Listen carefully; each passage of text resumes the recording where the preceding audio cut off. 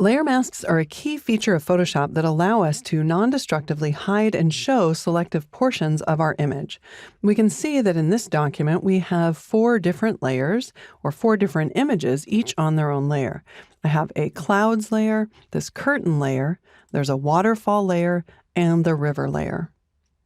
I want to view the river and the curtain layer, and I'm going to select the curtain layer in the Layers panel, and then I'll add a mask using the Layer menu.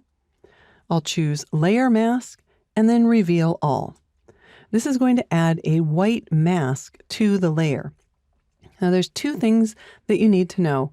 First, this mask is white. It's not transparent. There's no checkerboard like we see in the layer of the curtains here. So the mask is white. The second thing we need to know is that wherever the mask is white, we can see the contents of that layer, in this case the curtains, in the image area. So where the mask is white, we see the contents. So if I ever want to hide the contents, all I need to do is paint with black.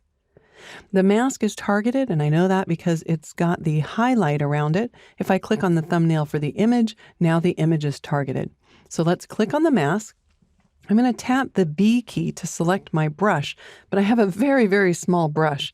So I'm going to hold down the Option and the Control key, and then click and drag to the right in order to increase the size of the brush. On Windows, that would be the Alt key plus a right click, and then drag to the right. If you have a hard edge brush, I actually want a soft edge brush, so I'm going to click and drag up to get a nice feathered edge. Now, in order to hide the bottom of the curtain, I need to tap the X key so that black is my foreground color, and then just click and paint in order to hide that so that it looks more like the curtain is fading into the rocks.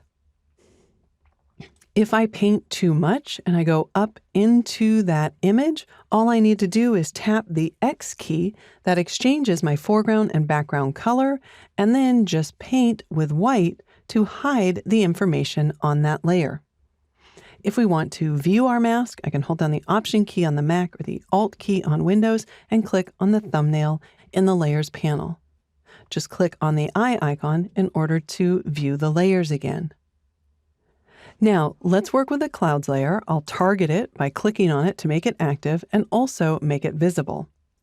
I want to add a layer mask to this layer as well, but instead of adding a mask that reveals everything, I'll choose Layer, Layer Mask, and then Hide All. That's going to hide everything on this layer by adding a mask that's already filled with black. This will enable me to see the images below so that I can just paint in the clouds wherever I want them to appear. So with the brush tool still selected, I'm going to paint with white, but I want to change the opacity for the brush to 50%, so I'll tap the 5 key. We can see that it's changed the opacity in the options bar. Then I can click and drag and paint anywhere in the image that I want to reveal those clouds. Again, if I reveal them too much, I can just tap the X key in order to exchange my foreground and background color and start painting them out. But for now, I like it the way it is. If we hold down the Option key and we click on the mask, we can see that we do have some varying levels of opacity or of grayscale there that are selectively hiding and showing the contents of that clouds layer.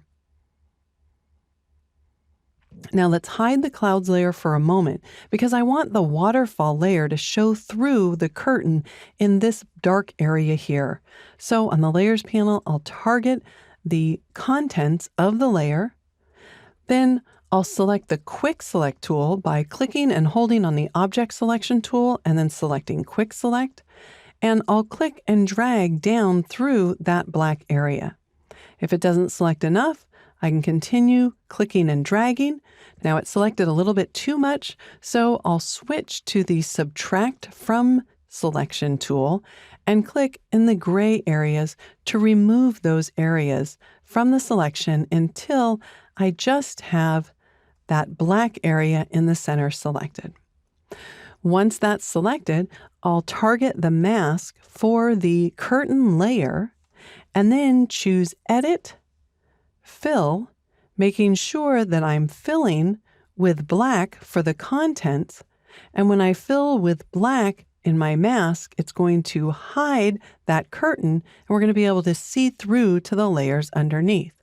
Well, right now we're seeing through to the river layer, but if I toggle the visibility of the waterfall by clicking on the eye icon, now we can see that. Let's go ahead and deselect by choosing Select, and then Deselect. And now I want to add a mask to the waterfall layer. Instead of using the Layer menu, at the bottom of the Layers panel, with the waterfall mask selected, I'll just click on the Add Layer Mask icon. I'll switch to the Brush tool by tapping the B key, tap the X key to exchange my foreground and background color, change my opacity back up to 100% by tapping 0, and then paint with black down here in the area of the waterfall that I don't want to be visible. If I need to reposition the waterfall, I can select it on the Layers panel, tap the V key to select the Move tool, and then reposition it.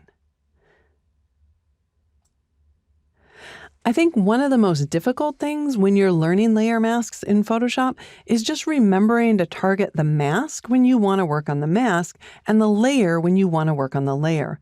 But if you remember that where the mask is white, you can see the contents or the information on that layer.